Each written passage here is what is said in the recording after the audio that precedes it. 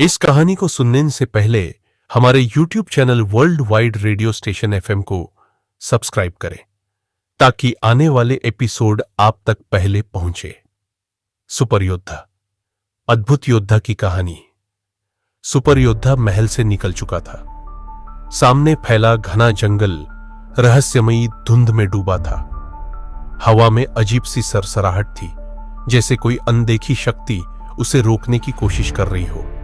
लेकिन सुपर योद्धा के कदम नहीं रुके। उसके मन में सिर्फ एक ही लक्ष्य था, शिवास्त्र को पाना, क्योंकि वही अस्त्र उसकी असली शक्ति को जागृत कर सकता था। मुझे कोई नहीं रोक सकता, ना जंगल, ना राक्षस और ना ही कालकेतु, सुपर योद्धा ने खुद से कहा और तेजी से आगे बढ़ गया। घंटों की यात्रा के बाद सुपर योद्धा एक विशाल पहाड़ी के पास पहुंचा। वहां एक प्राचीन द्वार था जिस पर कुछ अजीब संकेत खुदे हुए थे। यही है वह गुफा जहां शिवास्त्र छिपा है। जैसे ही उसने दरवाजे को छूने की कोशिश की, अचानक पत्थरों के बीच से एक गहरी आवाज गूंजी। जो इस द्वार को पार करना चाहता है, उसे अपनी शक्ति का प्रमाण देना होगा। अचानक चारों ओर आग की लपटें उठने लगी और एक विशालकाय रक्षक मूर्ति जीवंत हो गई। यह कोई साधारण पत्थर की मूर्ति नहीं थी, बल्कि अग्निदेव का रक्षक था, जिसे इस गुफा की रक्षा के लिए तैनात किया गया था। यदि तुम्हें शिवास्त्र चाहिए तो पहले मुझे हराना होगा, विशालकाय रक्षक गरजा। सुपर योद्धा ने बिना कोई संकोच किए अपनी शक्ति को जागृत किया। उसने अपनी ऊर्जा को समेटते हुए एक जबरदस्त मुक्का मारा। लेकिन जैसे ही उसने वार किया, अग्नि रक्षक ने अपनी हथेली से आग की एक विशाल लपट छोड़ी। सुपर योद्धा को पीछे हटना पड़ा। यह कोई साधारण रक्षक नहीं है, उसने सोचा। रक्षक ने दोबारा हमला किया। इस बार उसने अपनी पूरी शक्ति से आग का तूफान छोड़ा, जिससे आसपास की जमीन पिघलने लगी। लेकिन सुपर योद्धा ने तुरंत अपना ध्यान केंद्रित किया और अपनी ऊर्जा को एक बिंदु पर केंद्रित कर लिया। मुझे अपनी असली शक्ति का इस्तेमाल करना होगा। उसने अपनी दोनों हथेलियों को आपस में रगड़ा और अचानक उसकी हथेलियों से नीले रंग की ऊर्जा निकली।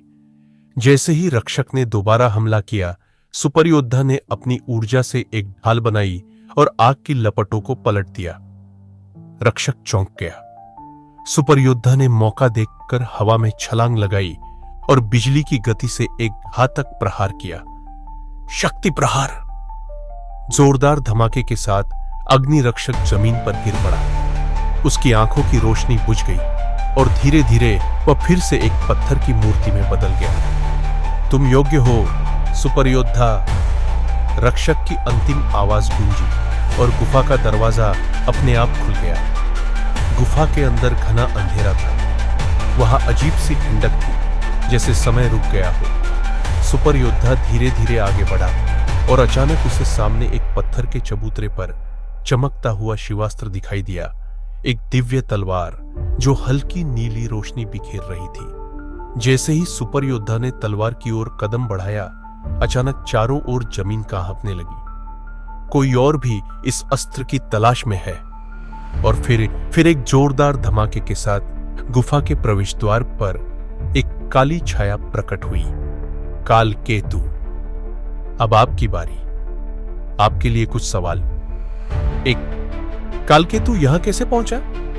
दूसरा, क्या सुपर योद्धा शिवास्त्र को पाने में सफल होगा? तीसरे, कालकेतु के पास कौन सी रहस्यमयी शक्ति है जो उसे इतना शक्तिशाली बनाती है? अगर आपको इन सभी सवालों का जवाब पता है तो कमेंट में जरूर बताएं। अब कहानी की ओर चलते हैं। गुफा के भीतर अंधकार और रहस्यमयी ऊर्जा का मिश्रण था। सामने शिवास्त्र चमक रहा था, मानो वह स्वयं सुपर योद्धा को बुला रहा हो। लेकिन इससे पहले कि वह तलवार को छू पाता, अचानक पूरा वातावरण कांप उठा। गुफा के प्रवेश द्वार पर एक काली छाया प्रकट हुई।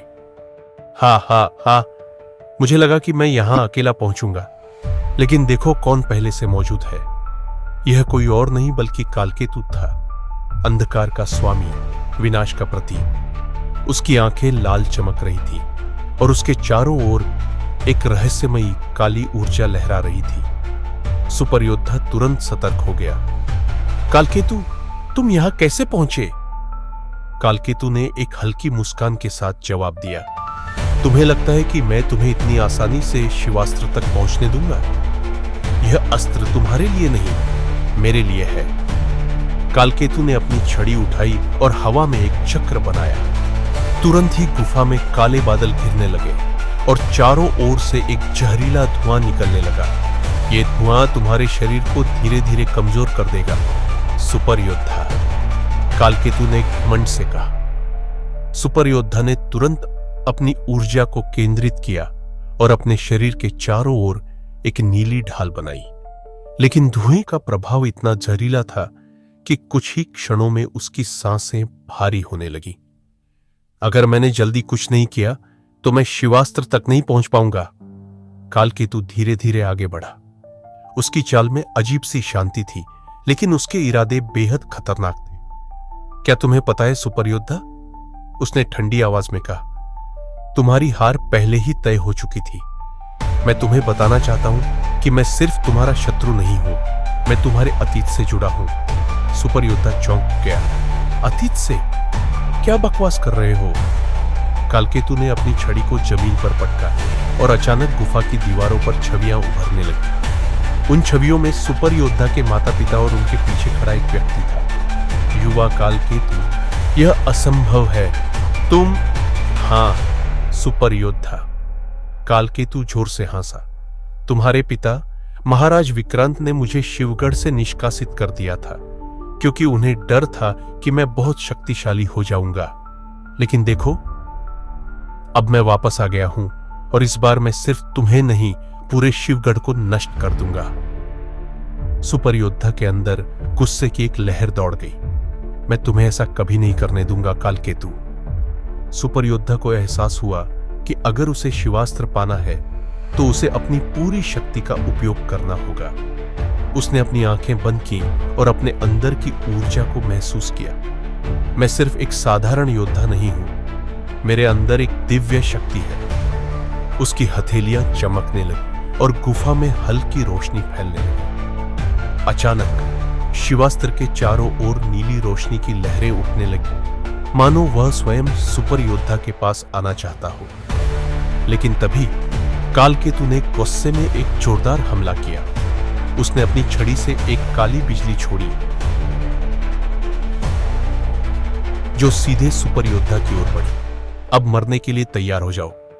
लेकिन सुपर योद्धा ने अपनी पूरी शक्ति को एकत्रित किया और एक जोरदार दहाड़ लगाई, शक्ति प्रहार। एक विशाल ऊर्जा लहर ने कालकेतु के हमले को रोक दिया और उसे पीछे धकेल दिया। कालकेतु जमीन से टकराया और गुस्से से चिल्लाया, यह संभव नहीं, तुम इतनी जल्दी कैसे शक्तिशाली हो सकते हो? क्योंकि यह शक्ति मेरी आत्मा का हिस्सा है, सुपर योद्धा ने कहा और उसने शिवास्त्र को अपने हाथ में उठा लिया। जैसे ही उसने शिवास्त्र को छुआ, पूरी गुफा एक स्वर्णिम रोशनी से भर गई। तलवार ने एक दिव्य आभा उत्पन्न की और सुपर योद्धा के शरीर में एक अद्भुत शक्ति का संचार हुआ। अब वह पहले से कहीं अधिक शक्तिशाली था। कालकेतु यह देखकर बौखला गया। तुमने शिवास्त्र पा लिया, लेकिन याद रखना, यह सिर्फ शुरुआत है। मैं इतनी आसानी से हार मानने वालों में से नहीं हूं। उसने एक काली धुंध में खुद को लपेटा और गायब हो गया। सुपर योद्धा ने तलवार को देखा और महसूस किया कि यह सिर्फ एक अस्त्र नहीं, बल्कि उसकी आत्मा का हिस्सा थी।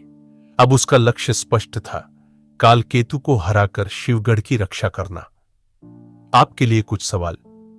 1. कालकेतु ने खुद को बचाने के लिए क्या योजना बनाई होगी? 2. अब जब सुपर योद्धा के पास शिवास्त्र है तो उसकी नई शक्तियां क्या होंगी? 3. क्या यह वास्तव में युद्ध की शुरुआत थी या इसके पीछे कोई और बड़ा षड्यंत्र छिपा है? अगले रोमांचक एपिसोड को सुनने के लिए सब्सक्राइब करें हमारे YouTube channel world wide radio station FM को और बने रहिए सुपर योद्धा, अद्भुत योद्धा कहानी के साथ।